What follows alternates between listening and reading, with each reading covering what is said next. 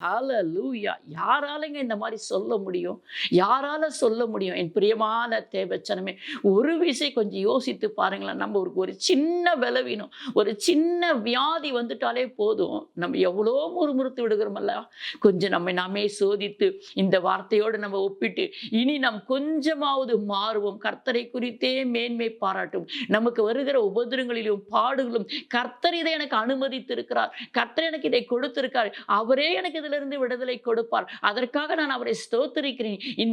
இந்த உபத்திரத்துக்காக நான் மேன்மை பாராட்டுகிறேன். ஏன்னா தேவனுடைய கரம் என்னோடு கூட இருக்கிறது என்று சொல்லி சந்தோஷத்தோடு இனிமேவாவது நம்ம முறுமுறுக்கிறதையும், கோபப்படுகிறதையும், சண்டை போடுகிறதும், வாக்குவாதம் பண்ணுகிறதும் நிறுத்தி தேவனை நோக்கி பார்த்து துதிப்போம். அந்த நாமமே அல்லாமல் வேறே நாமம் நமக்கு கொடுக்கப்படவில்லை என் பிரியமான தேவச்சனமே.